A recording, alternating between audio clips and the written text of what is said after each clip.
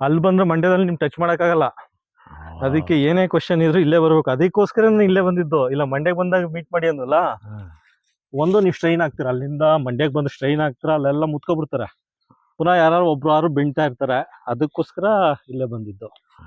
Sir, ಇನ್ನೊಂದು, ಈ ರೈತ ಸಂಘದ ಚಳವಳಿ ಎಲ್ಲ ನೋಡಿದಾಗ ಸ್ವತಂತ್ರ 1947 ಸ್ವತಂತ್ರ ಚಳವಳಿ ಎಲ್ಲ ನಡೀತಲ್ಲ, ಅದಕ್ಕೂ ಈ ಮಟ್ಟದಲ್ಲಿ ಕರ್ನಾಟಕ ರಾಜ್ಯದ ಜನರು, ಅದರಲ್ಲೂ ಪರ್ಟಿಕ್ಯುಲರ್ ರೈತರು, ಕಾರ್ಮಿಕ ವರ್ಗ ಬೀದಿಗಿಳಿದು ಸ್ವತಂತ್ರಕ್ಕೂ ಇಷ್ಟೊಂದು ದೊಡ್ಡ ಮಟ್ಟದಲ್ಲಿ ಹೋರಾಟ ಮಾಡಿರ್ಲಿಲ್ಲ ಅಲ್ವಾ? ಮಾಡಿರಲಿಲ್ಲ. ಅದು 139 ಜನ ಸತ್ತಿರೋದು ಗುಂಡೂರಾವ್ ಸರ್ಕಾರ ಇದ್ದಾಗ. ಸ್ವತಂತ್ರಕ್ಕೂ ಅಷ್ಟೊಂದು ಬಲಿದಾನ ಆಗಿಲ್ಲ. ಇಲ್ಲ. ಇದೊಂದು ರೀತಿ ಮೊದಲನೇ ಸ್ವತಂತ್ರ ಸಂಗ್ರಾಮ 1857 ಅಂದ್ರೆ ಸ್ವತಂತ್ರ ನಾವು ಏನಿಲ್ಲ, ನಾರ್ಮಲ್ ಯಾರು ಕೊಟ್ರೆ ಕೊಡ್ಲಿ, ಕೊಡದರ್ ಇರ್ಲಿ ಅನ್ಬಿಟ್ಟು ಸುಮ್ಮನಿದ್ದ ಕರ್ನಾಟಕ ಜನಗಳು ಹಂಗೆ ಇದ್ದು. ಬೀದಿಗಿಳಿದು ಹೋರಾಟ ಮಾಡಿದ್ದು ಅಂದ್ರೆ 80ರ ದಶಕದಲ್ಲಿ. ಇದನ್ನ ಎರಡನೇ ಸ್ವತಂತ್ರ ಸಂಗ್ರಾಮ ಅಂತ ಹೇಳ್ಬೋದಾ? ಧಾರಾಳವಾಗಿ ಕರೀಬೋದು. ಧಾರಾಳವಾಗಿ ಕರೀಬೋದು. ಅದು ಅದೆಲ್ಲ ಇತಿಹಾಸ ಎಲ್ಲ ನೋಡ್ತಾ ಇದ್ರೆ ಸ್ವತಂತ್ರದಲ್ಲಿ ಏನು ಅಷ್ಟೊಂದು ಬೀದಿಗಿಳಿದಾರು ಹೋರಾಟ ಇಲ್ಲ ಇಲ್ಲ ಇಲ್ಲ ಇಲ್ಲ. ಶಿವಪುರ ಧ್ವಜ ಸತ್ಯಾಗ್ರಹ ಒಂದು ಕಣ್ಣು ಕಾಣೋಕ್ ಬಿಟ್ರೆ ಈ ಲೆವೆಲ್ ಬೀದಿಗಿಳಿದು ಪೂರ್ತಿ ರಾಜ್ಯದ ಜನ ಅಲ್ಲಿ ಲಕ್ಷಾಂತರ ಕಬ್ಬನ್ ಪಾರ್ಕ್ ಅಲ್ಲಿ ಹೋಗಿ ಸೇರಿದ್ದು, ಸರ್ಕಾರ ಅಳ್ಳಾಡ್ಸಿದ್ದು, ಇದೆಲ್ಲ ಯಾವ ರೀತಿ ಸರ್? ಎಲ್ಲಿಂದ ಬಂತು ಇಷ್ಟೊಂದು ಧೈರ್ಯ ಅಂತ ಕರ್ನಾಟಕದವ್ರಿಗೆ? ಬ್ರಿಟಿಷ್ ವಿರುದ್ಧ ಹೋರಾಡದೆ ಹೋದವರು ಕನ್ನಡಿಗರು ನಮ್ಮದೇ ಆದ ಸರ್ಕಾರದ ಈ ಲೆವೆಲ್ ಬೀದಿಗಿಳಿದಿದ್ದಾರೆ ಅಂದ್ರೆ ಅದ್ರ ಹಿಂದಿನ ಶಕ್ತಿ ಯಾವುದು ಅಂತ? ಹಿಂದಿನ ಶಕ್ತಿ ಪ್ರೊಫೆಸರ್ ನಂಜುಂಡಸ್ವಾಮಿ. ಅದಕ್ಕೆ ಸಾಕಷ್ಟು ಅವಮಾನಗಳನ್ನು ರೈತರು ಅನುಭವಿಸ್ತಿದ್ರು. ಏನು ಅಂದರೆ ಹರಾಜು ಜಪ್ತಿ. ಒಂದು ಊರಿನಲ್ಲಿ 5 ಮನೆ ಬಿಟ್ಟರೆ ಮಿಕ್ಕರು ಎಲ್ಲರ ಮನೆಯಲ್ಲೂ ಈ ಅಲ್ಪಾವಧಿ ಸಾಲ ಇದನ್ನ ತಂದು ಕೊಟ್ಟವರು ಸರ್ಕಾರನೇ. ನಾವ್ಯಾರೂ ಸಾಲಕ್ಕೆ ಹೋಗಿರ್ಲಿಲ್ಲ. ರೈತರು ಯಾರೂ ಸಾಲಕ್ಕೆ ಹೋಗಿರ್ಲಿಲ್ಲ. ಹಸಿರು ಕ್ರಾಂತಿಯ ನೆಪದಲ್ಲಿ ರೈತರಿಗೆ ರಸಗೊಬ್ಬರಗಳನ್ನು ಇಂಟ್ರೊಡ್ಯೂಸ್ ಮಾಡೋಕ್ಕೋಸ್ಕರವಾಗಿ ಇವರೇನು ಮಾಡಿದರು? ಅಲ್ಪಾವಧಿ, ಮಧ್ಯಮಾವಧಿ, ದೀರ್ಘಾವಧಿ ಅಂತ ಸಾಲಗಳನ್ನು 3 ಹಂತದಲ್ಲಿ ಮಾಡಿದ್ರು. ಆ ಸಾಲದ ನೀತಿಗಳು ಹೆಂಗವೆ ಅಂದರೆ ಖಂಡಿತವಾಗೂ ರೈತರಿಗೆ ಒಳ್ಳೇದಾಗಂಗೇವೆ. ಖಂಡಿತವಾಗೂ ರೈತರಿಗೆ ಒಳ್ಳೇದಾಗಂಗೇವೆ. ಇವರು ಆ ನೀತಿಗಳನ್ನ ರೈತರಿಗೆ ತಿಳಿಸ್ಲಿಲ್ಲ. ಏನು ಅಲ್ಪಾವಧಿ ಸಾಲ ಕೊಟ್ಟಿದ್ರಿ, ಅದರಲ್ಲೇನು A component, B component. B component ಗೊಬ್ಬರ, ಎ ಕಾಂಪೊನೆಂಟ್ ಕ್ಯಾಶ್. 500 ರೂಪಾಯಿ ಸಾಲ ಕೊಟ್ಟರೆ 300 ರೂಪಾಯಿ ಗೊಬ್ಬರ, 50 ರೂಪಾಯಿ ಶೇರ್ಗೆ, ಇನ್ನು 150 ರೂಪಾಯಿ ಕ್ಯಾಶ್ ಖರ್ಚಿಗೆ. ಈ 300 ರೂಪಾಯಿನ ಗೊಬ್ಬರ ಹಾಕಿದರೆ ಮಳೆ ಹೊಂಟೋಯ್ತು ಅಂದರೆ ಬೆಳೆ ಸುಟ್ಟೋಯ್ತು. ಎಲ್ಲಿಂದ ತಂದು ಕಟ್ತಾನೆ ರೈತ? ಮಳೆ ಹೋಯ್ತು ಅಂದ್ರೆ ಬೆಳೆ ಸುಟ್ಟೋಯ್ತು. ಗೊಬ್ಬರನ ಇಂಟ್ರೊಡ್ಯೂಸ್ ಮಾಡ್ಬೇಕು ಇವರು. ಇವ್ರಿಗೆ ಮುಖ್ಯ ಉದ್ದೇಶ ಗೊಬ್ಬರನ ಇಂಟ್ರೊಡ್ಯೂಸ್ ಮಾಡಬೇಕು, ರಸಗೊಬ್ಬರವನ್ನು. ಆ ಕಾರಣಕ್ಕೆ ಅಲ್ಪಾವಧಿ ಸಾಲ. ಒಂದು ವೇಳೆ ಬರಗಾಲ ಬಂತು, ಸಾಲ ಕಟ್ಟಕ್ಕಾಗ್ಲಿಲ್ಲ, ಕಾನೂನಲ್ಲಿ ಏನ್ ಹೇಳ್ತಾನೆ? ಈ ವರ್ಷ ಬರಗಾಲದ ನಿಮಿತ್ತ ಸಾಲ ರೈತ ಕಟ್ಟಕ್ಕಾಗ್ಲಿಲ್ಲ ಅಂದ್ರೆ ಇದನ್ನ ಮಧ್ಯಮಾವಧಿ ಸಾಲ ಅಂತ ಪರಿವರ್ತನೆ ಮಾಡ್ಕೊಂಡು ಮತ್ತೆ ಇವನಿಗೆ ಹೊಸದಾಗಿ ಬೆಳೆ ಬೆಳಿಲಿಕ್ಕೆ ಅಲ್ಪಾವಧಿ ಸಾಲ ಕೊಡು. ಮುಂದಿನ ವರ್ಷನೂ ಮಳೆ ಹೋಯ್ತು, ಬೆಳೆ ಬರಲಿಲ್ಲ ಸರಿಯಾಗಿ, ರೋಗ ರುಜಿನಕ್ಕೆ ತುತ್ತಾಯ್ತು, ಈ ಮಧ್ಯಮಾವಧಿ ಸಾಲವನ್ನ ದೀರ್ಘಾವಧಿ ಸಾಲ ಮಾಡು. ಈ ಅಲ್ಪಾವಧಿಯನ್ನ ಮಧ್ಯಮಾವಧಿ ಮಾಡಿ ಮತ್ತೆ ಹೊಸದಾಗಿ ಬಿತ್ತನೆ ಬೀಜ, ರಸಗೊಬ್ಬರ, ಆಳು ಮುಳು ತಗೊಳಕ್ ಅವನಿಗೆ ಸಾಲ ಕೊಡು. ಇದು ಅವ್ರ ಕೋಆಪರೇಟಿವ್ ನಲ್ಲಿ ಬರ್ಕೊಂಡ್ರ ಕಾಯ್ದೆ ಇದು. ಯಾರಿಗೆ ಗೊತ್ತಿತ್ತು ನಮ್ಗೆ? ಈ ದೀರ್ಘಾವಧಿದು 3 ವರ್ಷ ಕಂಟಿನ್ಯೂಸ್ ಆಗಿ ಬರಗಾಲ ಬಂದ್ರೆ ಈ ದೀರ್ಘಾವಧಿದ ವಜಾ ಮಾಡು. ಮಧ್ಯಮಾವಧಿ, ಅಲ್ಪಾವಧಿ 2 ಉಳ್ಕೊಂಡಿರ್ತವೆ. ಇದು ಅವ್ರ ಕೋಆಪರೇಟಿವ್ ಆಕ್ಟ್ ಅಲ್ಲಿ ಬರ್ಕೊಂಡ್ರದು. ಯಾರಿಗೂ ಬಿಡಿಕಿಲ್ಲ. 1 ವರ್ಷದನ್ನೇ ಕಟ್ಟಲಿಲ್ಲ ಅಂದ್ರೆ ಅವ್ರ ಮನೆ ಜಪ್ತಿ. ರೈತರಿಗೆ ಸಾಕಾಗೋಗಿತ್ತು. ಇವರು ಫಸ್ಟೇ ರೈತರು ಸಾಲ ಮನ್ನಾ ಅಂತ ಹಾಕದ್ರಲ್ಲ ಕರಪತ್ರದಲ್ಲಿ, ಎಲ್ಲಾ ಕಡೆನೂ ಉಟ್ಕೊಂಡು ರೈತ ಸಂಘ, ರೈತ ಸಂಘ, ರೈತ ಸಂಘ. ಆಮೇಲೆ ಸ್ವಾಭಿಮಾನ, ರೈತರಿಗೆ ಸ್ವಾಭಿಮಾನ ಕಲ್ಸ್ಕೊಟ್ಟದ್ದೇ ರೈತ ಸಂಘ. ನಂಜುಂಡಸ್ವಾಮಿ ಎಷ್ಟು ಕಠೋರವಾಗಿ ನಡ್ಕತ್ತಾರೆ ಆ ಟೈಮಲ್ಲಿ ಅಂದ್ರೆ, ಇವ್ರು ಬಾಕಿ ಈ ಪುಡಿ ರಾಜಕಾರಣಿಗಳವ್ರಲ್ಲ, ಅವು ಏನು ಜ್ಞಾನ, ನಾವೆಲ್ಲ ಏನು ತಪ್ಪು ಮಾಡ್ಬಿಟ್ಟೇವೋ ಏನು ಅಂತ ಇವ್ಯಾವು ಓದ್ದೇನೆ ಇದ್ದಾವ. ಹ್ಮ್. ಇವು ತಲೆಗುಟ್ಕೊಂಡು ನಡಿಗೆವ ಅವನ್ ಕಂಡ್ರೆ ಹ್ಮ್. ಅದೇನಾಯ್ತು, ಸ್ವಾಭಿಮಾನಕ್ಕೆ ಆಫೀಸ್ನಲ್ಲಿ ಚೇರ್ ಒದ್ದು ಬಿಡೋದು. ಹ್ಮ್. ಯಾಕ್ ಗಡ ಯು ಬ್ಲಡಿ ಇಡಿಯಟ್. ಏನ ಡಿ.ಸಿಗೆ SP ಗೆ ಪ್ರಶ್ನೆ ಮಾಡ್ಬಿಟ್ಟ ನಮ್ಮೊಬ್ಬ ಸಾಮಾನ್ಯ ಕಾರ್ಯಕರ್ತ. ಕಾಲ್ ಮೇಲೆ ಕಾಲ್ ಹಾಕೊಂಡು ಅಳ್ಳಾಡಿಸ್ತಾ ಇದಿರಲ್ರಿ, ತೆಗಿರಿ ಕಾಲ. ನಾವ್ಯಾರ್ರಿ? ಈ ದೇಶದ ಪ್ರಭುಗಳು ಕಣ್ರಿ ನಾವು. ಸಾಮಾನ್ಯ ಕಾರ್ಯಕರ್ತ. ನಾವು ಈ ದೇಶದ ಮಾಲೀಕರು, ಪ್ರಭುಗಳು ನಾವು. ನೀವು ಸರ್ಕಾರಿ ಕೆಲಸಗಾರರು. ನಾ ಬಂದ್ರು ಕಾಲ್ ಮೇಲೆ ಕಾಲ್ ಹಾಕೊಂಡು ಅಳ್ಳಾಡ್ಕೊಂಡು ಮಾತಾಡ್ತೀರಿ ನೀವು. ಈ ಮಟ್ಟಕ್ಕೆ ಧೈರ್ಯ ಕೊಡ್ತಲ್ಲ ಜನ, ಬಂಡೆದ್ರು. ಆಮೇಲೆ ಈ ರಾಜಕಾರಣಿಗಳೇ ತೆಗೆದ್ಬಿಟ್ಟು, ಅಲ್ಲ ಕಣಪ್ಪ ಕೊಟ್ಟೋರು ಕೊಡ್ಬೇಡ ಅಂತಾರಲ್ಲ, ಹೆಂಗೋ ನಮ್ಗೆ ದಡ್ಡ ಮುಂಡೆವ್ಕೆ ಎಲ್ಲಿ ಆ ತಿಳುವಳಿಕೆ, ಅಷ್ಟು ಮಂಗರ ಮಾಡಿ ಮಡಿಕೊಂಡಿರಲ್ಲ. ಕೊಟ್ಟೋರು ಕೊಡ್ಬೇಡ ಅಂತಾರಲ್ಲ. ನಂಜುಂಡಸ್ವಾಮಿ ಕ್ಲಿಯರ್ ಕಟ್ಟಾಗಿ ಹೇಳಿ, ಲೆವಿ ಯಾವಾಗ ಸ್ಟಾರ್ಟ್ ಆಯ್ತು? ನೀವು ಲೆವಿ ನೀತಿಯನ್ನ ಅರ್ಧ ಬೆಲೆಯಲ್ಲಿ ಕೊಂಡ್ಕೊಂಡ್ರಲ್ಲ, ಎಷ್ಟು ಕೋಟಿ ನಷ್ಟ ಮಾಡಿದಿರಿ ರೈತರಿಗೆ. ರೈತರ ಸಾಲ ಎಷ್ಟಿರೋದು? ಸಾಲ ಎಷ್ಟಿದೆ ರೈತರು? ನಮ್ಗೆ ಬಾಕಿ ಕೊಡ್ಬೇಕು, ಕೊಡ್ರಿ ಬಾಕಿಯ. ಮಾರ್ಕೆಟ್ ಬೆಲೆ ಜೊತೆ ಕಂಪ್ಯಾರಿಸನ್ ತಂದ್ರೆ ನೀವ್ ಎಷ್ಟು ಮೋಸ ಮಾಡಿ ರೈತರ ತಗೊಂಡಿದ್ದೀರಿ ನೀವು? ಅಷ್ಟು ಕೋಟಿ ರೈತರಿಗೆ ಬಾಕಿ ಕೊಡ್ಬೇಕನ್ರಿ ನೀವು ಅಂತೇಳಿ ಆವಾಗ ಅದ್ದರ್ಸಕ್ ನಿಂತ್ಕೊಂಡು ಜನ ದಡ ದಡ ದಡ ದಡ. ಪುಟ್ಟಣೆಯ ಒಂದು ಉದಾಹರಣೆ ಕೊಟ್ರು, ಕರೆಂಟ್ ಫ್ರೀ ಮಾಡ್ಸಕ್ಕೆ. ಈಗ ನೋಡಿ ಸ್ವಾಮಿ, ಇಲ್ಲಿ ಹೇಮಾವತಿ ಅಣೆಕಟ್ಟೆ ಕಟ್ಟವ್ರೆ. ಅವತ್ತಿಗೆ ಕಟ್ಟುವಾಗ 3,000 ಕೋಟಿ ಡ್ಯಾಮ್ ಕಟ್ಟಿ, ಆ ಡ್ಯಾಮು ನಾಲೆ ಮುಖಾಂತರ ನೀರು ಬರ್ಲಿಕ್ಕೆಲ್ಲ 3,000 ಕೋಟಿ. ಅದು ಮುಗಿಯೋ ಹೊತ್ತಿಗೆ 10,000 12,000 ಕೋಟಿ ಆಗಿತ್ತು. ಆಯ್ತಲ್ವಾ? ನೀವು ಎಷ್ಟು ಲಕ್ಷ ಎಕರೆ ಇರಿಗೇಟ್ ಮಾಡಿದಿರಿ? ಎಷ್ಟು ಲಕ್ಷ ಎಕರೆ ಇರಿಗೇಟ್ ಮಾಡಿ? 2 ಲಕ್ಷ 3 ಲಕ್ಷ ಎಕರೆ ಇರಿಗೇಟ್ ಮಾಡಿದ್ದೀರಾ? ಎಷ್ಟು ಸಾವಿರ ಕೋಟಿ? 10,000 to 15,000 ಕೋಟಿ ಅಲ್ಲಿ ಖರ್ಚು ಮಾಡಿದೆ. 3 ಲಕ್ಷ ಎಕರೆಗೆ ನೀರಾವರಿ ಕೊಟ್ಟಿದೆ. ನಾವು ರೈತರು ಕರ್ನಾಟಕದಲ್ಲಿ ಒಟ್ಟು 20 ಲಕ್ಷ ಪಂಪ್ ಸೆಟ್ ಹಾಕಿದ್ದೀವಿ. 20 ಲಕ್ಷ ಪಂಪ್ ಸೆಟ್ಟಲ್ಲಿ ನಾವು ಒಂದು ಪಂಪ್ ಸೆಟ್ಗೆ 3 ಎಕರೆ ಹಂಗೆ ಎಷ್ಟಾಯ್ತು? 60 ಲಕ್ಷ ಎಕರೆಯನ್ನ ಅಚ್ಚುಕಟ್ಟು ಮಾಡಿದ್ವಿ. ನಿಮ್ ನಾಲೆ ಡ್ಯಾಮ್ ನೋಡ್ಕೊಳಕ್ ಎಷ್ಟು ಜನ ಇಂಜಿನಿಯರ್ಗಳಿದ್ದರು? ಕೆನಾಲ್ ಮೇಲೆ ಎಷ್ಟು ಜನ ಇಂಜಿನಿಯರ್ಗಳಿದ್ದರು? ಸಾವಡಿಗಳು ಎಷ್ಟು ಜನ ಇದ್ದರು? ಜೆಇಗಳು ಎಷ್ಟು ಜನ ಇದ್ದರು? ಅವ್ರಿಗೆಲ್ಲ ಸಂಬಳ ಯಾರ್ದು? ಸರ್ಕಾರದ. ನಾವು ನಮ್ ನೀರಾಸಕ್ಕೆ ನೀವು ಸೌಡಿ ಮಡಗಿದ್ದೀರಾ? ಮೋಟ್ರ್ ಸೂಟರ್ ರಿಪೇರಿಗೆ ನೀವು ಸರ್ಕಾರ ದುಡ್ಡು ಕೊಟ್ರ? ನಾನೇ ಮೋಟ್ರ್ ರಿಪೇರಿ ಮಾಡ್ಕೊತೀನಿ, ನಾನೇ ನೀರಾಯಿಸ್ಕೊತೀನಿ, ನಾನೇ ಬೆಳೆ ಬೆಳಿತೀನಿ. ನೀವು ಅವ್ರಿಗೆ ಮಾತ್ರ, ಅವರು ಟ್ಯಾಕ್ಸರ್ಸ್ ಏನ್ 3 ಲಕ್ಷ ಎಕರೆ ಅಚ್ಚುಕಟ್ಟಿದೆಯಲ್ಲ, ಅವ್ರು ಮಾತ್ರ ಟ್ಯಾಕ್ಸ್ ಪೇಯರ್ಸು. ನಾವ್ಯಾರು ಟ್ಯಾಕ್ಸ್ ಪೇ ಮಾಡಲ್ವಾ? ನಮ್ದು ಬಾಕಿ ಕೊಡೋದಾದ್ರೆ ನೀವು 20,000 ಕೋಟಿ ನಮ್ಗೆ ವಾಪಸ್ ಕೊಡ್ಬೇಕು. ಬೇಡ, ಬಿಟ್ಟಿ ಕರೆಂಟ್ ಕೊಡ್ರಿ, ಬಾಕಿದೆಲ್ಲ ಯಾಕ್ರಿ, ಅದರ ಜೊತೆ ಲೆಕ್ಕ ಹಾಕಿ ಅಂತ ಹೇಳಿ SM ಕೃಷ್ಣಗೆ ಹೇಳಿದ್ಮೇಲೆ ಅದು ಕರೆಂಟ್ ಬಿಟ್ಟಿ ಅದು ಪಂಪ್ ಸೆಟ್. ಈ ತರ ವಿಚಾರಗಳನ್ನ ಎಕ್ಸ್ಪೋಸ್ ಮಾಡಿ ರೈತರಿಗೂ ಹೇಳಿ, ಸರ್ಕಾರಕ್ಕೂ ಹೇಳೋ MLA ಯಾರು ಗೆಲ್ತಾವ ಸ್ವಾಮಿ? ನಾನೇ ದುಡ್ಡಿಸ್ಕೊಂಡು ಓಟ್ ಹಾಕ್ತೀನಲ್ಲ, ನಾನು ಕೇಳಕ್ಕೆ ಎಲ್ಲೋದೇನು? ಲೈ ಒಲೈ 2,000 ಕೊಟ್ಟಿನಿ ಅಂತವೆ. ಏನ್ ಮಾಡ್ರಿ? ಇದು ವ್ಯವಸ್ಥೆ ಹಿಂಗಾಗದೆ ಸರ್. ಪ್ರಶ್ನೆ ಕೇಳಿ. ಮತ್ತೆ ಇದೊಂದು ಬ್ರಿಟಿಷ್ ಸರ್ಕಾರ ಅವ್ರು ಹೆಂಗಂದ್ರು, ವ್ಯಾಪಾರದ ಮೂಲಕ ಭಾರತನ ಗುಲಾಮ್ಗಿರಿಗೆ ತಳ್ಳಿದ್ರು. ನೀವೇ ಹೇಳ್ದಂಗೆ ಸರ್ಕಾರ ಸಾಲ ಕೊಟ್ಬಿಟ್ಟು ಅವ್ರದೇ ಆದ ಜನಗಳನ್ನ ಗುಲಾಮ್ಗಿರಿ ತಳ್ಳೋದ್ರು. ಅದರ ವಿರುದ್ಧ ಪ್ರೊಫೆಸರ್ ನಂಜುಂಡಸ್ವಾಮಿ ಅವರು ವಿಚಾರ ಮಂಡಿಸಿ ರೈತ ಸಂಘನ ಈ ರೀತಿ ತಂದ್ರು ಅಂತ. ಹೌದು ಸರ್, 2ನೇ ಸ್ವತಂತ್ರ ಸಂಗ್ರಾಮ ಅಂತಾನೆ ಹೇಳ್ಬೋದು. ಹೌದು. ಇವತ್ತಿನ ದಿನ ಅಂತ ನಾಯಕರ ಕೊರತೆ ಕಾಣಿಸ್ತಾ ಇಲ್ವಾ ಸರ್ ನಿಮ್ಗೆ?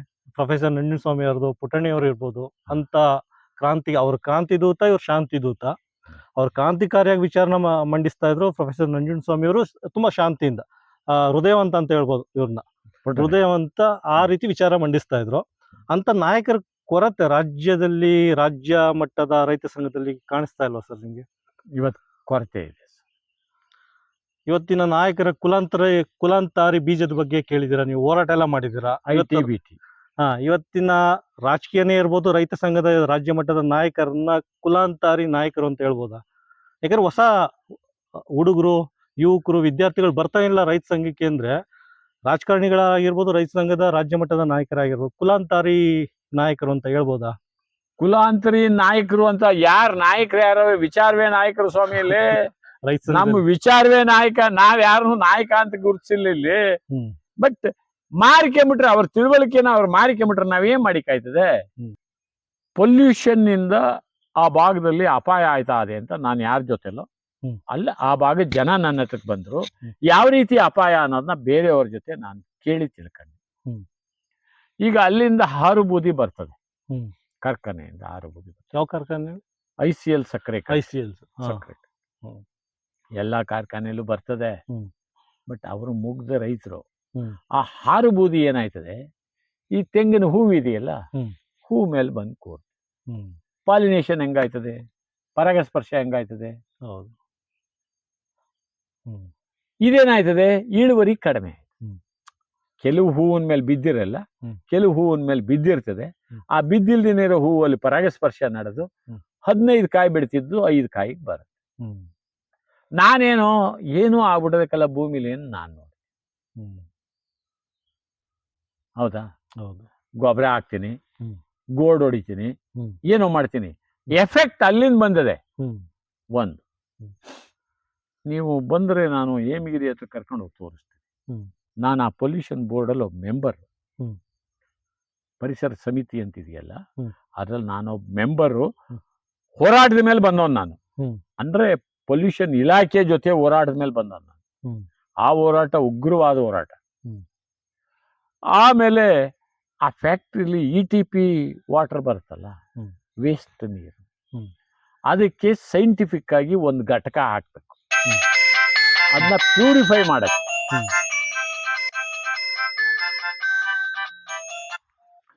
ಹಲೋ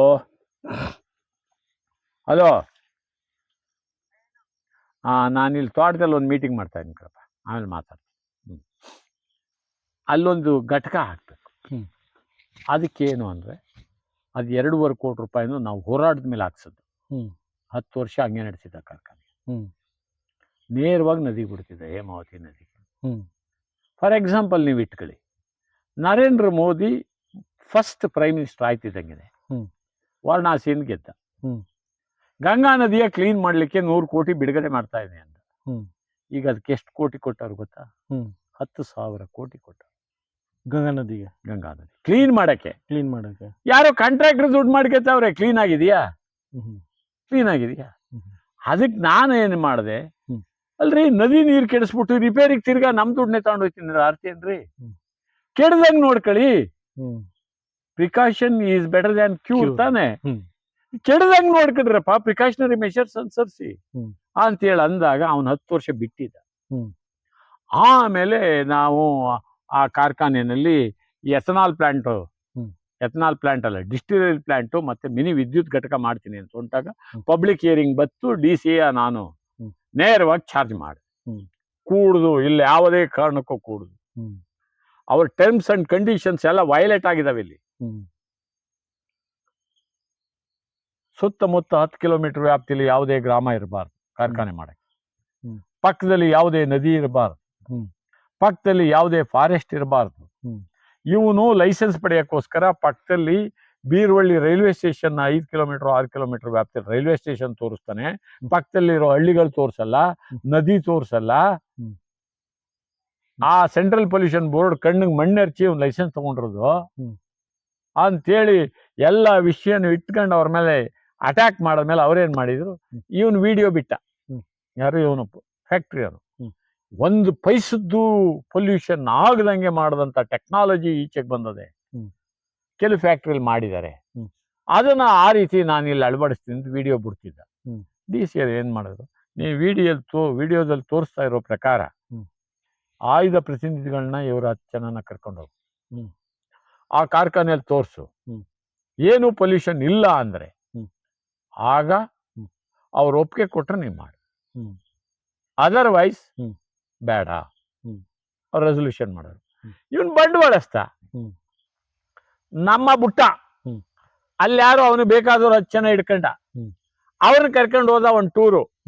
ಒಂದು 5-6 ಕಾರ್ಖಾನೆ ತಿರುಗಿಸ್ಕೊಂಬಂದ. ಈ ಮಾಡರ್ನ್ ಟೆಕ್ನಾಲಜಿ ಅಳವಡಿಸಿರೋದು ಅಲ್ಲ, ಅವ್ರು ಮೊದಲೇ ಕಾರ್ಖಾನೆ ಪರವಲ್ಲ. ಯಾವುದೇ ರೀತಿ ಈ ಪರಿಸರಕ್ಕೆ ಹಾನಿ ಆಗದೆ ಇರೋದ್ರಿಂದ ಮಾಡಬಹುದು ಅಂತ ಅವ್ರು ಒಪ್ಪಿಗೆ ಪತ್ರ ಬರ್ಸ್ಕೊಂಡು DC ಮುಖಾಂತರ ಸೆಂಟ್ರಲ್ ಪೊಲ್ಯೂಷನ್ ಬೋರ್ಡ್ ಕಳಿಸಿ ತಂದ.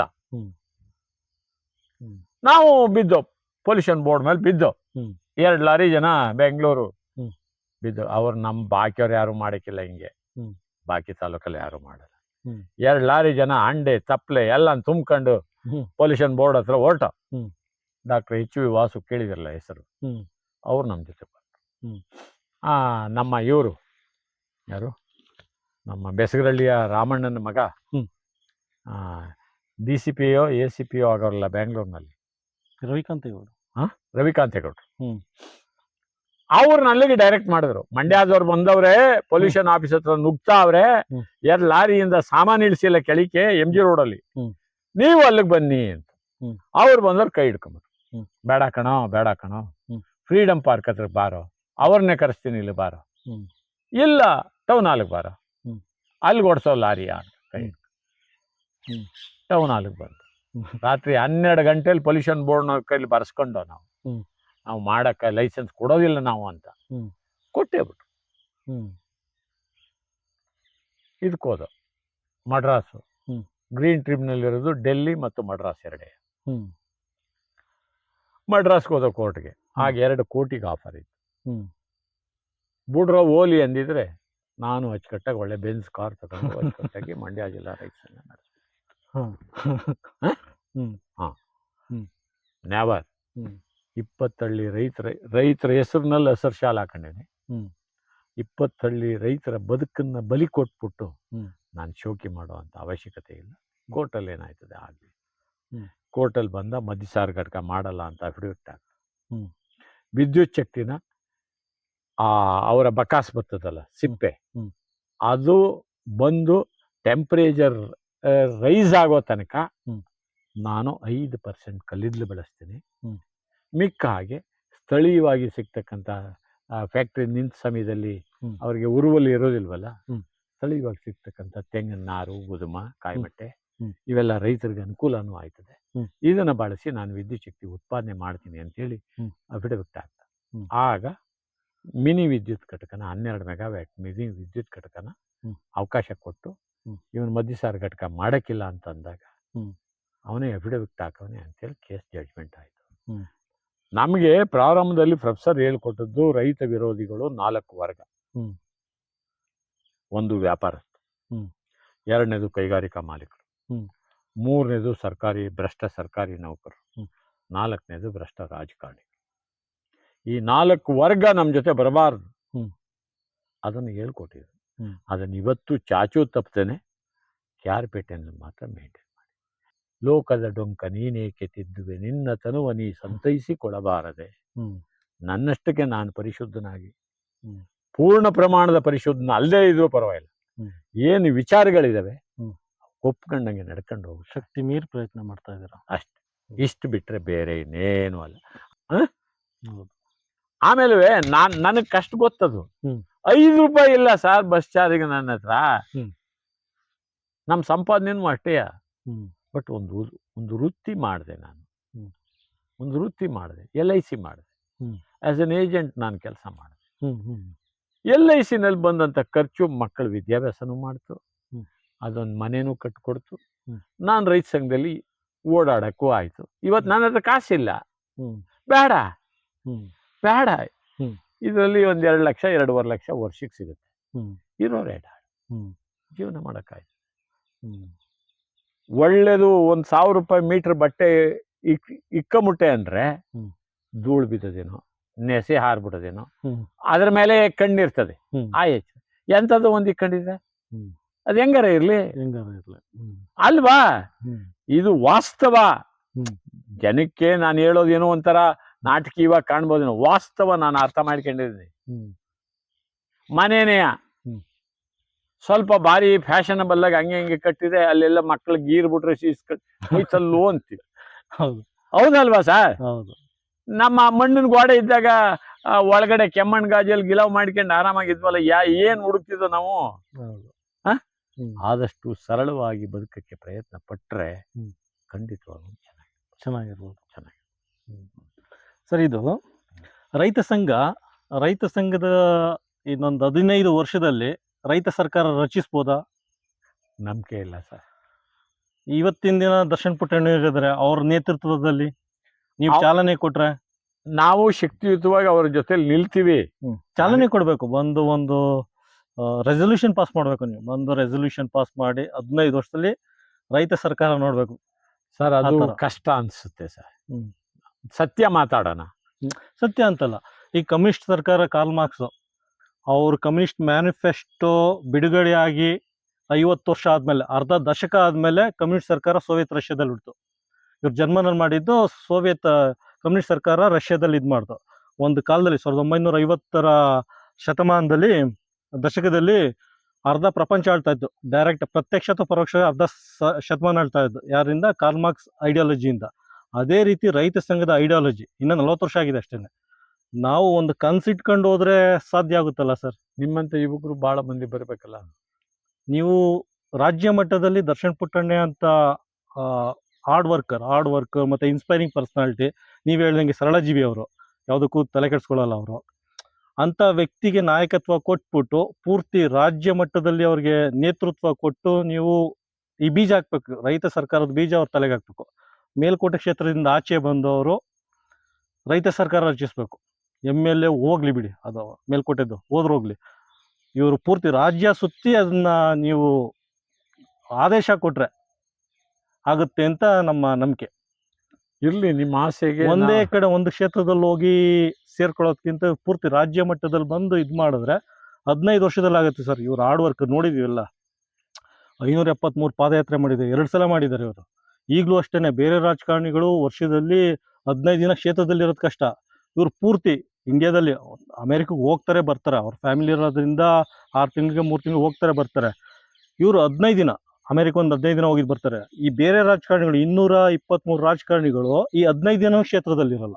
ಇವ್ರು ಕಾಲ್ಗೆ ಸಿಗ್ತಾ ಇರ್ತಾರೆ ಕ್ಷೇತ್ರದಲ್ಲಿ. ಚಿಕ್ಕ ಮಕ್ಳ ಜೊತೆ ಮಾತಾಡ್ತಾ ಇದ್ದಾರೆ ಅಂದ್ರೆ ಬೇರೆ ಹತ್ರ ಮುಖಂಡ್ರ ಮುಖಾಂತರ ಹೋಗ್ಬೇಕು, MLA ಮೀಟ್ ಮಾಡ್ಬೇಕು. ಇವ್ರು ಚಿಕ್ಕ ಮಕ್ಕಳು, ಹೆಂಗಸರು, ತಾಯಂದಿರು ಅವ್ರ ಜೊತೆ ಪಡ್ಸಲ್ಲಿ ಕೂತ್ಕೊಂಡು ಮಾತಾಡ್ತಾ ಇರ್ತಾರೆ. ಏನೋ ಒಂದಿನ ರಾಜಕೀಯ ಗಿಮಿಕು ಅಂತ ಹೇಳ್ಬೋದು, ಆ ಥರ ಎಲ್ಲ ಇವರು ಪ್ರತಿದಿನ ಸಿಕ್ತಾಗೆಲ್ಲ ಅದೇ ಥರ ಇದ್ದಾರೆ. ಇದೇ ಎನರ್ಜಿನ ಪೂರ್ತಿ ರಾಜ್ಯಾದ್ಯಂತ ಮಾಡಿದ್ರೆ ಅನ್ಸುತ್ತೆ ನಮಗೆ ಇವ್ರ ನೇತೃತ್ವದಲ್ಲಿ ಖಂಡಿತ 15 ವರ್ಷದಲ್ಲಿ ರೈತ ಸರ್ಕಾರ ನೋಡ್ಬೋದು. ಸಾಧ್ಯ ಇರಬಹುದು. ಬಟ್ ಇದನ್ನ ಪುಟ್ಟಣ್ಣಯ್ಯರು ಹಲವಾರು ಆಲೋಚನೆಗಳನ್ನು ಕೊಟ್ಟರು. ನೀವು ಹೇಳ್ತಾ ಇರಲ್ಲ, ಅದನ್ನ ಮೊಟ್ಟ ಮೊದಲು ರೈತ ಸಂಘ ಚುನಾವಣೆಗೆ ಹೋಗೋದು ಅನ್ನೋ ಹುಬ್ಳಿಲಿ ತೀರ್ಮಾನ ಮಾಡಿದ್ರಲ್ಲ. ಯಾಕೋ ನಾವೆಲ್ಲ ಬಂದದ್ದು ರಾಜಕಾರಣದಿಂದ ರೈತ ಸಂಘ ಹೊರಗಿರ್ತದೆ ಅಂತ ಬಂದವರು. ರಾಜಕಾರಣ ಮಾಡ್ತಾರೆ ಅಂದ್ರೆ ಖಂಡಿತ ಬರ್ತಿರ್ಲಿಲ್ಲ, ಹೊರಗಿರ್ತದೆ ಅಂತ ಹೇಳೋದಕ್ಕೆ ನಾವು ಬಂದಿದ್ವಿ. ಆಮೇಲೆ ಏನಾಯ್ತು, ಹೆಗ್ಡೆ ಹಸಿರು ಬೋರ್ಡ್ ಏನಂತಂದೆ, ಈ ಟವಲ್ ಏನಂತ ತಾಯಿ, ಹಿಂಗೆಲ್ಲ ಪ್ರಮಾಣ ಮಾಡಿ ಆ ಕನಕಪುರದಲ್ಲಿ ಗೆದ್ಬಿಟ್ಟು ಆದ್ಮೇಲೆ 19 ಬೇಡಿಕೆಗಳನ್ನ ರೈತ ಸಂಘ ಪ್ರಾರಂಭದ ದಿವಸದಲ್ಲಿ ಹಿಡಿತು.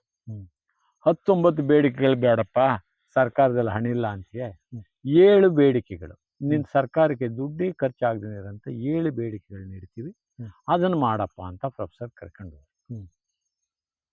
ಆ 7 ಬೇಡಿಕೆಗಳನ್ನೂ ಮಾಡಲಿಲ್ಲ. ಆಗೇನು ಹೇಳ್ದ ಹೆಗಡೆ, ಖರ್ಚಿಲ್ದೇನೆ ಇರೋವು. ಯಾರೋ ಒಂದು ಕಂಪ್ಲೇಂಟ್ ಕೊಟ್ಟರು ಅಂದರೆ ಪೊಲೀಸ್ನವರು, ಅವನು ಯಾಕೆ ಕರ್ಕೊ ಹೋಯ್ತಾ ಇದ್ದೀನಿ, ಬಿಡ್ತೀನಿ ಅನ್ನೋದು ಹೇಳ್ದೆ ಕೇಳದೆ ಬಾ ಅಂತ ಪೊಲೀಸ್ ಸ್ಟೇಷನ್ಗೆ ಕರ್ಕೊ ಹೋಯ್ತಾರೆ. ಅದು ತಪ್ಪು.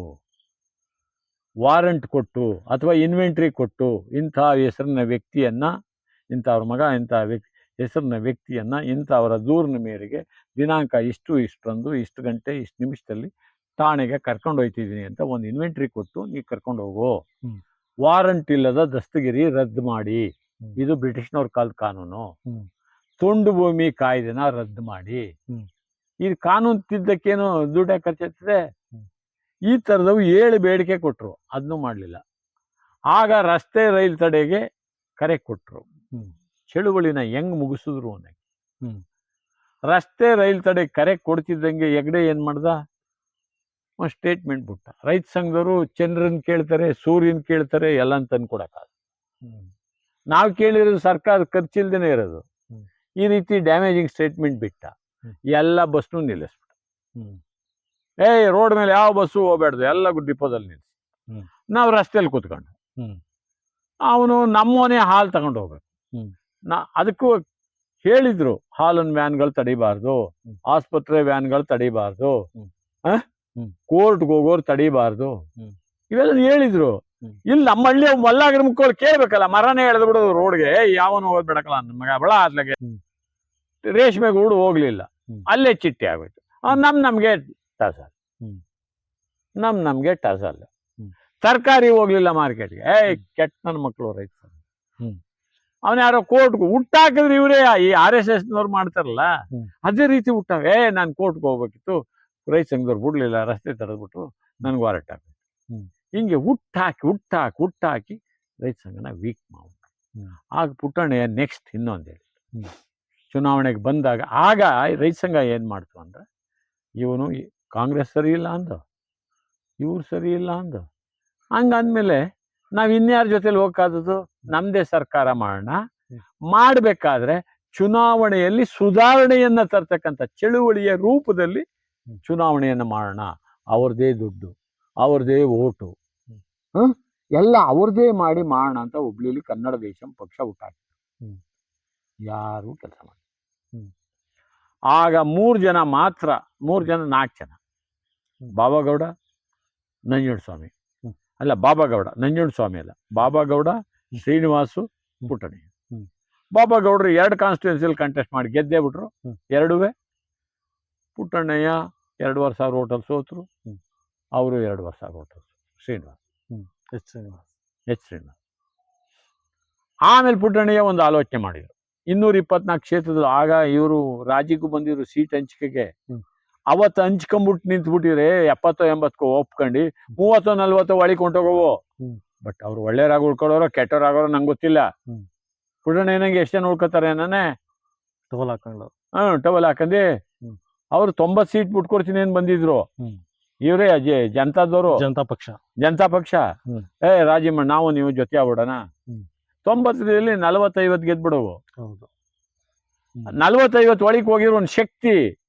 ಬಟ್ 45 ಜನವೇ ಬೇಡ, ಒಂದು 5-10 ಜನ ಹೋಗ್ಲಿ, ಬಾಕಿಯವ್ರು ಗಟ್ಟಿಯಾಗಿ ಉಳ್ಕೊಂಡಿದ್ರೆ ಇಷ್ಟೊತ್ತು ಸರ್ಕಾರ ರೈತ ಸರ್ಕಾರ ಆಗೋದು. ಆಗ ಪುಟಣಿ ಇನ್ನೊಂದು ಕೊಟ್ರು, ಇನ್ನೊಂದು ಚುನಾವಣೆ 224 ಹಾಕೋದು ಬೇಡ, ಬರೀ 25 ಕ್ಷೇತ್ರ ಆಯ್ಕೆ ಮಾಡ್ಕೊಳ್ಳೋಣ, ಇಡೀ ರಾಜ್ಯ 25 ಕ್ಷೇತ್ರದಲ್ಲಿ ಕೆಲಸ ಮಾಡೋಣ, ಒಂದು 5 ಹೋಗ್ಬೋದು, 20 ಗೆಲ್ತೀವಿ, 20 ಒಳಗೆ ಹೋದ್ರೆ ಒಂದು ಶಕ್ತಿ ಆಯ್ತದೆ. ಮಾಡ್ರಿ ಅಂದ್ರೆ ಮಾಡಲಿಲ್ಲ, ಈ ನಮ್ಮ ಕಾರ್ಯಕರ್ತರು ಅವನ್ ಪತ್ರಿಕೆ ಬಿಟ್ಟು, ಮಾಧ್ಯಮ ನಮ್ ಕೊರತೆ ಇದೆ ಅಂತ ಒಂದು ಪತ್ರಿಕೆ ಬಿಟ್ರಲ್ಲ, ನಮ್ಮ ನಾಡು ಪತ್ರಿಕೆ ದುಡ್ಡು ತಗೊಂಡೋಗಿ ಕೊಡ್ಲಿಲ್ಲ ಸರ್.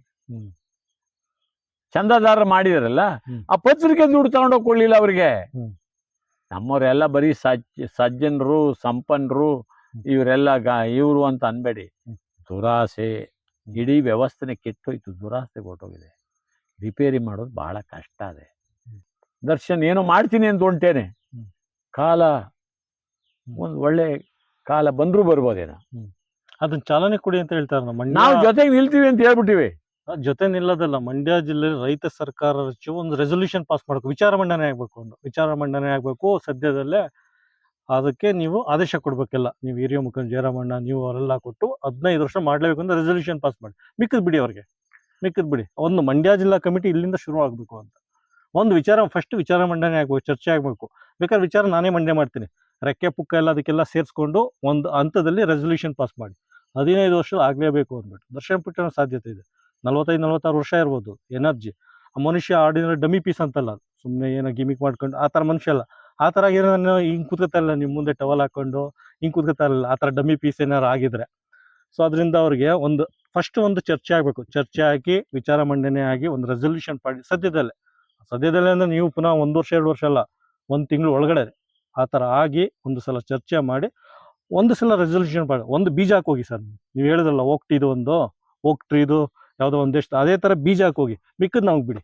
ಆಯ್ತು, ಮಾಡೋಣಪ್ಪ. ಆ ಥರ ಮಾಡಿ ನೋಡ, 15 ವರ್ಷದಲ್ಲಿ ಆಗ್ಲೇಬೇಕು. ಇವ್ರು ಆಗ್ತಾ ಇದ್ರಲ್ಲ ಮೇಲ್ಕೋಟೆ ಕ್ಷೇತ್ರಕ್ಕೆ ಎನರ್ಜಿ, ಅಷ್ಟೇ ಎನರ್ಜಿ ಪೂರ್ತಿ ರಾಜ್ಯದಲ್ಲಿ ಹಾಕಿದ್ರೆ ಆಗುತ್ತೆ ಸರ್. ನೋಡಿದ್ರಿ ಇತಿಹಾಸದಲ್ಲಿ ಉದಾಹರಣೆ ಇದೆ, ಕಮ್ಯುನಿಸ್ಟ್ ಎಕ್ಸಾಂಪಲ್ ಕೊಟ್ಟನಲ್ಲ, ಅರ್ಧ ಪ್ರಪಂಚ ಆಳಿತ್ತು. ಒಂದು ಕಮ್ಯುನಿಸ್ಟ್ ಮ್ಯಾನಿಫೆಸ್ಟೋ, ನಮ್ಮ ರೈತ ಸಂಘ ಇನ್ನು ಅದಕ್ಕಿಂತ ಏನು ಕಡಿಮೆ ಇಲ್ಲ, ಅದು ರೈತ ಸಂಘದ ಮ್ಯಾನಿಫೆಸ್ಟೋ. ಅದು ಮುಖಾಂತರ ನಮ್ಗೆ ಹಾಗೆ ಆಗುತ್ತೆ ಅಂತ ಅನ್ಕೋತೀನಿ ಸರ್. ಆ ಕಡೆ ಆಕರ್ಷಿತರಾಗಿದ್ದಾರೆ. ಯಾರು ಈ ತಲೆಕೆಟ್ಟು ಹುಚ್ಚಿಬಿಡೋದು, ನನಗೆ ಮದುವೆ ಆಗೋದಿಲ್ಲ, ಮದುವೆ ಆಗುತ್ತೆ ನನಗೆ ಹುಚ್ಚಿಬಿಡೋದಿಲ್ಲ. ಈ ಮುಂದೆ ಓಟ್ನವ್ರಿಗೆ ಈ ತರ ಮಾಡ್ರಪ್ಪ, ಯಾಕೆ ಆಯ್ಕಿಲ್ಲ ಅಂತೇಳಿ ಪ್ರಶ್ನೆ ಕೇಳೋದಿಲ್ಲ. ಇವೆಲ್ಲ ಅಣ್ಣ ಕಾಂಗ್ರೆಸ್ ಬಂದೋದ ಇವ್ರಿಗೆ ಏನ್ ಹೇಳೋದು ನಾವು? ಅಯ್ಯೋ ಇವ್ನಿಗೆ ಏನಪ್ಪ ಬಂದಿರೋದು, ಇವ್ನ ಮನೆ ಒಳಗೆ ನಾವ್ ಯಾರ ತವ ಈಸ್ಕತೀವಪ್ಪ, ಇವ್ನಿಗೆ ಏನ್ ಬಂದಿದ್ದು ಅಂದ್ರೆ ನಾವೇನ್ ಹೇಳೋದು ಉತ್ತರ ಅವ್ರಿಗೆ? ಜನಗಳ ಆತರ ಇದಾರೆ, ಜನಗಳ ಆತರ ಇದಾರೆ. ಆತರ ಮಾಡ್ಬಿಟ್ರು ಜನವ. ನಾನೇ ಸರ್ 2 ಬಾರಿ ಪಂಚಾಯತಿಗೆ ಹೋಗಿದ್ದೀನಿ. ನನ್ಗಿಷ್ಟ ಇಲ್ಲ ಪಂಚಾಯತಿಗೆ ಹೋಗಿ, ಆದ್ರೂ ಬಲವಂತವಾಗಿ 2 ಬಾರಿ ಪಂಚಾಯತಿಗೆ ಹೋಗಿದ್ದೀನಿ. ಠೇವಣಿ ದುಡ್ಡು ಅವ್ರ ಕೈಲಿ ಕಟ್ಸಿದ್ರು. ಜನಗಳೇ, ಮತದಾರರ ಕೈಲಿ, ಕಾರ್ಯಕರ್ತರ ಕೈಲಿ. ಒಂದು ಇದರಲ್ಲಿ ಒಂದ್ ಸಾರಿನಲ್ಲಿ ಚುನಾವಣೆ ನಡೀತು. ನಮ್ ನಂಟ ಬಂದು ಒಬ್ನ ಎತ್ ಕಟ್ಟ, ರೈತ ಸಂಘ ದೂರಿದು. ನಮ್ ನಂಟ ಬಂದು ಒಬ್ನ ಎತ್ ಕಟ್ಬಿಟ್ಟ ಕಾಂಗ್ರೆಸ್ ಅಂದ್ರೆ ನಮ್ಮ ಅಣ್ಣನ ಬಾಮೈದ. ನಾನು ನಾಳಿಕೆ ಜನರಲ್ ಎಲೆಕ್ಷನ್ ಬಂದು MLA ವೋಟ್ ಕೇಳುವಾಗ ನಾನು ಯಾರ ಮನೆ ತಕ್ಕ ಹೋಗನೆ ಕಾಂಗ್ರೆಸ್ ಅಂತವ, ನಿಮ್ಮೂರೆಲ್ಲ ರೈತ ಸಂಘ ಆಗ್ಬಿಟ್ರೆ ನೀನ್ ನಿಂತ್ಕೋಬೇಕು, ನಿಂತ್ಕೋ ಅಂತ ದುಡ್ಡು ಕೊಟ್ಬಿಟ್ಟು ನಿಲ್ಲಿಸ್ಬಿಟ್ಟು ಆಗ ಎಲೆಕ್ಷನ್ ಆಯ್ತು. ಆ ಠೇವಣಿ ದುಡ್ಡ ಊರ್ನವ್ರು ಕಟ್ಟು ಕ್ಯಾನ್ವಾಸ್ ಅವರೇ ಮಾಡಿ ಎಲೆಕ್ಟ್ ಆದ. ಇನ್ನೊಂದ್ಸತಿ ಅವಿರೋಧವಾಗಿ ಇಲ್ಲಪ್ಪ ನೀನು. ಆ ತರ ಇದ್ದದ್ದು ಇವತ್ತು ಅಯ್ಯೋ ಅವನ್ ಕಟ್ಕೊಂಡ್ ಬಡ್ಕೋ ಆ ರಾಜೇಗೌಡ್ರನ್ನ, ಅವ್ರು ತಿನ್ನೋಕು ಇಲ್ಲ ತಿನ್ನೋರ್ಗೂ ಬಿಡಾಕಿ ಅನ್ನೋ ಪರಿಸ್ಥಿತಿಗೆ ಬಂದಿತ್ತು. ಕೇಳಿ ಸರ್ ಪ್ರಶ್ನೆ. ಮತ್ತೆ 80ರ ದಶಕದಲ್ಲಿ ನಾಯಕರನ್ನ ಹುಟ್ಟಾಕ್ತಾ ಇದ್ದಂತ ಫ್ಯಾಕ್ಟ್ರಿ ತರ ಇತ್ತು ಕರ್ನಾಟಕ ರಾಜ್ಯ ರೈತ ಸಂಘ. ಇವತ್ತು ರಾಜ್ಯ ಮಟ್ಟದಲ್ಲಿ ಏನು ಕಾಣಿಸ್ತಾ ಇಲ್ವಲ್ಲ ಅಂತ ಒಂದು ಏನಂತ ಹೇಳೋದು, ಅಸಮಾಧಾನ ಅಂತ ಹೇಳ್ಬೋದು ರಾಜ್ಯ ಮಟ್ಟದಲ್ಲಿ. ಅದಕ್ಕೋಸ್ಕರ ಇಂಥ ದರ್ಶನ್ ಪುಟ್ಟಣ್ಣ ಅಂತರ ಹೆಂಗು ಎನರ್ಜೆಟಿಕ್ ಒಂಥರ ಸ್ಟಾರ್ ತರ ಅವ್ರು ರೈತ ಸಂಘದಲ್ಲಿ ಇವತ್ತಿನ ದಿನ ಒಂದು ರೀತಿ ಸ್ಟಾರ್. ನಿಮ್ಗೆ ಗೊತ್ತಾಗೋದೆಲ್ಲ ನೋಡೋರು ಹುಡುಗರಲ್ಲಿ ಯಾವ ರೀತಿ ಇದ್ ಮಾಡ್ತಾರೆ ಅಂತ. ಅಂಥವ್ರಿಗೆ ಕೊಟ್ರೆ ಏನೋ ಒಂದು ಆಗುತ್ತೆ ಅಂತ ನಮ್ಗೆ ಇದ್ ಮಾಡೋದು. ಇವತ್ತು ತಾಲೂಕಿ ಇಬ್ಬಿಬ್ರು ರಾಜ್ಯಾಧ್ಯಕ್ಷರು ಇವತ್ತಿನ ದಿನ ಲೆಕ್ಕ ಕೊಟ್ರೆ ಸರ್, ನೀವು ಒಂದು ಚಳವಳಿ, ಒಂದು ಈ ಸಂಘಟನೆಯಲ್ಲಿ ರಾಜ್ಯಾಧ್ಯಕ್ಷರೆಲ್ಲ ಸೇರ್ಕೊಂಡು ದೊಡ್ಡ ಚಳವಳಿ ಆಗೋದು. ಬರೀ ಅಧ್ಯಕ್ಷರು ಸ್ಥಾನ ತಗೊಂಡಿದಾರಲ್ಲ ಅವ್ರ ಕಾರ್ಯಕರ್ತರು ಯಾರಿಲ್ಲ. ರೈತ ಸಂಘ ಬರೀ ಅಧ್ಯಕ್ಷರು ಪದಾಧಿಕಾರಿಗಳೇ ಇರೋದು, ಕಾರ್ಯಕರ್ತರು ಇಲ್ವೇ ಇಲ್ಲ, ಯಾರು ಇಲ್ಲ. ಮೋಸ್ಟ್ಲಿ ದರ್ಶನ್ ಪುಟ್ಟಣಿಯವರು ಒಬ್ರು ಉಳ್ಕೊಂಡಿರ್ಬೇಕು, ಅವರು ಮತ್ತೆ ನಿಮ್ಮಂತ ಹಿರಿಯರು. ಇಷ್ಟಾಗಿ ಜನ ಕಾರ್ಯಕರ್ತರು ಇದ್ದವರೆಲ್ಲ ಅಧ್ಯಕ್ಷರಾಗ್ಬಿಟ್ಟವ್ರ. ಅವ್ರಿಗೆಲ್ಲ ಏನ್ ಸಲಹೆ ಕೊಡ್ತೀರಾ ಅಂತ? ಅವ್ರಿಗೆಲ್ಲ ನಾವೊಂದು ಸಲಹೆ ಕೊಟ್ಟು, ಈಗ ದರ್ಶನ್ ಬೆಳಗಾಂಗೆ ಹೋದಾಗ 23ಕ್ಕೆ ಡಿಸೆಂಬರ್ 23ಕ್ಕೆ ನೀವೆಲ್ಲರೂ ಬೆಂಗಳೂರಿಗೆ ಬನ್ನಿ, ರಾಜ್ಯಾದ್ಯಂತ ನಾವು ಒಡೆದೋಗಿರೋರೆಲ್ಲರೂ ಒಂದಾಗಬೇಕು, ನೀವು ಬೆಂಗಳೂರಿಗೆ ಬನ್ನಿ ಅಂತ ಕರೆ ಕೊಟ್ಟು ಬಂದಿದ್ದೀನಿ. ಇದೆ ದರ್ಶನ್ಗಿದೆ, ಮಾಡ್ಬೋದು, ಸಾಧ್ಯ. ವ್ಯಕ್ತಿ ಕೈಲಿ ಅಧಿಕಾರನೂ ಇದೆ, ಹೌದು, ಶಾಸಕ ಅನ್ನೋ ಪವರ್ ಇದೆ. ಈಗ ಅಲ್ಲಿ ಆಕರ್ಷಿತರಾಗ್ತಾರೆ ಎಲ್ರೂ, ಮಾಡಕ್ ಸಾಧ್ಯ. ತಲೆ ಬಿಸಿ ಏನಿಲ್ಲ ಸರ್, ಇವ್ರನ್ನ ಪ್ರೊಜೆಕ್ಟ್ ಮಾಡಿ ರೆಸಲ್ಯೂಷನ್ ಪಾಸ್ ಮಾಡಿ ನೇತೃತ್ವ ಕೊಡಿ. ಮಂಡ್ಯ ತಾಲೂಕು ನಮ್ದು, ಅದು ನಮ್ಗೆ ಸಂಬಂಧಪಟ್ಟ ವಿಷಯ. ಮಂಡ್ಯ ಜಿಲ್ಲಾ ಅದೇನಿದೆ ನಮಗೆ ಸಂಬಂಧಪಟ್ಟ, ನಾವು ನಮ್ಮ ನಾಯಕರನ್ನ ಆಯ್ಕೆ ಮಾಡೋ ಸ್ವತಂತ್ರ ಇದೆ. ಪ್ರಜಾಪ್ರಭುತ್ವದಲ್ಲಿ ರೈತ ಸಂಘಟನೆ ಆಗಲಿ, ಇವರ ನೇತೃತ್ವದಲ್ಲಿ ರೈತ ಸಂಘ, ರೈತ ಸರ್ಕಾರ ರಚಿಸಿದ ರೆಸಲ್ಯೂಷನ್ ಪಾಸ್ ಮಾಡಿ ಅವರ ಹಿಂದೆ ನಾವು ಬಿಗಿಯಾಗಿರೋಣ ಸರ್. ಖಂಡಿತ ಹಾಗೆ ಆಗುತ್ತೆ. ನಿಮ್ಮ ವಯಸ್ಸಿನ ಯುವಕರನ್ನ ಕರ್ಕೊಂಬನ್ನಿ. ಬರ್ತಾರೆ ಸರ್, ದರ್ಶನ್ ಪುಟ್ಟಣ್ಣ ಬಂದ್ರೆ ಪೂರ್ತಿ ರಾಜ್ಯಾದ್ಯಂತ ಬರ್ತಾರೆ, ರಾಜ್ಯಾದ್ಯಂತ. ಅದು 23ಕ್ಕೆ ಡಿಸೈಡ್ ಮಾಡ್ತೀವಿ.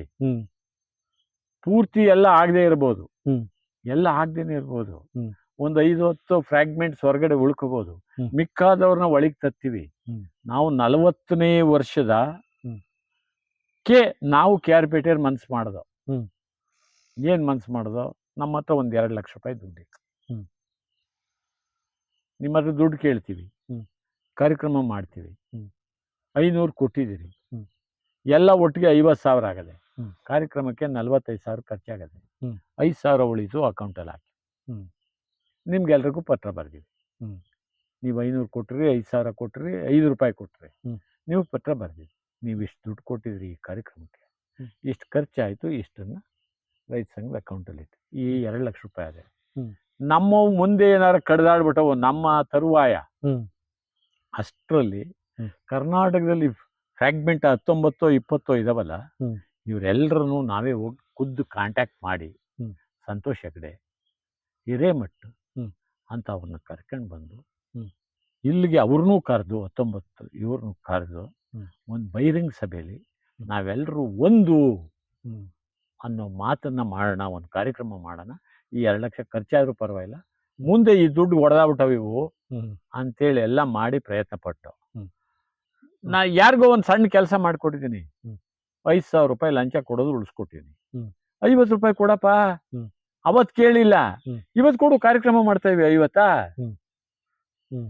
ಹಾ, ಹ್ಮ್. ಇಂಥವ್ರ ಹತ್ರ ಕಲೆಕ್ಟ್ ಮಾಡೇ ನಾವು ಮಾಡಿರೋದು ಕಾರ್ಯಕ್ರಮ ಇಲ್ಲಿವರೆಗೂ ಮಾಡ್ಕೊಂಡ್ ಬಂದಿರೋದು ಹಂಗೆ. ಹ್ಮ್. ನನ್ನ ಮನೆ ದುಡ್ಡು ಹಾಕಕ್ ನನಗೆ ಆರ್ಥಿಕ ಸಾಮರ್ಥ್ಯ ಇಲ್ಲ. ಹ್ಮ್. 50,000 ತಗೊಂಡೋಗಿ ನಾನು ಸುರಿಯಕ್ಕಾಗಲ್ಲ. ಹ್ಮ್. ಅದು ಒಂದು ಕಾಲಕ್ಕೆ ಜಯರಾಮ್ ಮಾಡಿದ್ರು 3 ವರ್ಷ. ಹ್ಮ್. 10,000 ತಂದು ನನ್ನ ಕೈಗೆ ಕೊಡ್ತೀನಿ. ಹ್ಮ್. ಈ ಕಾರ್ಯಕ್ರಮ ಮಾಡಬೇಕು, ಖರ್ಚು ವೆಚ್ಚ ಬರೆದಿಟ್ಕೊಳ್ಳಿ, ಕಾರ್ಯಕ್ರಮ ಮಾಡಿ, ಹ್ಮ್. ಉಳಿದೋದು ಲೆಕ್ಕ ಕೊಡಿ. ಹ್ಮ್. 3 ವರ್ಷ ಮನೆ ದುಡ್ಡು ವರ್ಷಕ್ಕೆ 10,000 ತಂದ. ಹ್ಮ್. ಹ್ಮ್. ಅವತ್ತು 10,000 ಬೆಲೆ ಇತ್ತು. ಹ್ಮ್. ಇವತ್ತೇನಾದ್ರು ಲೆಕ್ಕಕ್ಕಿಲ್ಲ. ಅವತ್ತು 10,000 ಬೆಲೆ ಇತ್ತು. 10,000 ಬೆಲೆ ಇತ್ತು. 40 ವರ್ಷದ 10,000 ಬೆಲೆ ಇತ್ತು. ಹೌದು. ಬೆಲೆ ಇತ್ತು. ಮಾಡಿದ್ರು ರೈತ ಸಂಘ ಕಟ್ಟಬೇಕು ಅಂತ ತ್ಯಾಗ ಭಾವನೆ ಗಂಡ ಹೆಂಡತಿ ಇಬ್ಬರಿಗೂ ಇದೆ. ಹ್ಮ್. ಇಬ್ಬರಿಗೂ ಇದೆ. ಹ್ಮ್. ಅದರಿಂದ ನಾನು ಜಯರಾಮು ಅವ್ರಿಗೆ ಬೆನ್ನೆಲುಬಾಗಿ ನಿಲ್ತೀವಿ ಅಂತ ಮಾತಂತೂ ಕೊಟ್ಟಿವಿ. ಹ್ಮ್. ನೀನ್ ಏನ್ ಮಾಡ್ತೀಯೋ ಒಳ್ಳೆ ಕೆಲಸ ನೀನ್ ಮಾಡಪ್ಪ. ಹ್ಮ್. ನಿನಗೆ ಮಂಡ್ಯ ಜಿಲ್ಲೆನಲ್ಲಿ ಪೂರ್ತಿ ರೈತ ಸಂಘದ ಬೆಂಬಲವನ್ನ, ಮಂಡ್ಯ ಜಿಲ್ಲಾ ರೈತ ಸಂಘ ಕರ್ನಾಟಕನ ಒಂದ್ ಮಾಡ್ಲಿಕ್ಕೆ ಹ್ಮ್. ನಾವು ಬಹುಮತದಿಂದ ತೀರ್ಮಾನ ಮಾಡಿದೀವಿ ಅಂತ ಒಪ್ಪಿಗೆ ಕೊಡ್ಸಕ್ ನಾ ರೆಡಿ ಇದ್ದೀನಿ. ಅದು ಇನ್ನೊಂದು ಲಾಸ್ಟ್ ಕ್ವಶನ್. ಎಲ್ಲಾ ಪಕ್ಷದಲ್ಲೂ ರೈತ ಮೋರ್ಚಾ ಇದೆ. ಹ್ಮ್. ಇರ್ಬೇಕಾದ್ರೆ ಸಪರೇಟ್ ಕರ್ನಾಟಕ ರಾಜ್ಯ ರೈತ ಸಂಘ ಬೇಕಾ ಅಂತ? ರೈತ ಮೋರ್ಚಾ ಇಲ್ಲ, ಬೇಕೇ ಬೇಕು. ಹ್ಮ್. ಆ ಎಲ್ಲ ರಾಜಕೀಯ ಪಕ್ಷದವರು ಓಟ್ ಕೀಳಕ್ಕೋಸ್ಕರ, ರೈತರ ಹೆಸರಲ್ಲಿ ಓಟ್ ಕೀಳಕ್ಕೋಸ್ಕರ ಮೋರ್ಚಾ ಮಾಡ್ಕೊಂಡವ್ರು ಅಷ್ಟೇ ಬಿಟ್ರೆ ರೈತರ ಪರವಾಗಿ ಅವ್ರು ಯಾರು ಇಲ್ಲ. ಅದಕ್ಕೋಸ್ಕರ ಕರ್ನಾಟಕ ರಾಜ್ಯ ರೈತ ಸಂಘ ಇರ್ಲೇಬೇಕು, ಪರ್ಯಾಯವಾಗಿ ಇದು ಇರ್ಲೇಬೇಕು. ಪರ್ಯಾಯವಾಗಿ ಇರ್ಲೇಬೇಕು. ಒಂದು ರೀತಿ ವಿರೋಧ ಪಕ್ಷ ನಾಯಕ ಅಂತ ಹೇಳ್ಬೋದು. ಯಾವುದೇ ಸರ್ಕಾರ ಅಧಿಕಾರದಲ್ಲಿ ಇದ್ರು ಕರ್ನಾಟಕ ರಾಜ್ಯ ರೈತ ಸಂಘ ವಿರೋಧ ಪಕ್ಷದ ನಾಯಕ ಇದ್ದಂಗೆ. ಮಾಡೋಣ. ಇಷ್ಟೊತ್ತು ನಮ್ಮ ಜೊತೆಯಲ್ಲಿ ಮಾತಾಡಿ ಸಮಯ ಕೊಟ್ಟು ಪ್ರತಿಯೊಂದು ಪ್ರಶ್ನೆಗೂ ತುಂಬಾ ತಾಳ್ಮೆಯಿಂದ ಉತ್ತರ ಕೊಟ್ಟಿದ್ದಾರೆ. ನನ್ನಂತ ಕಿರಿಯ ಹೋರಾಟಗಾರ ಕೇಳಿದ್ರು ತುಂಬಾ ತಾಳ್ಮೆಯಿಂದ ಉತ್ತರ ಕೊಟ್ಟದಕ್ಕೆ ನಿಜವಾಗ್ಲೂ ತುಂಬಾ ಧನ್ಯವಾದಗಳು ಸರ್. Thank you.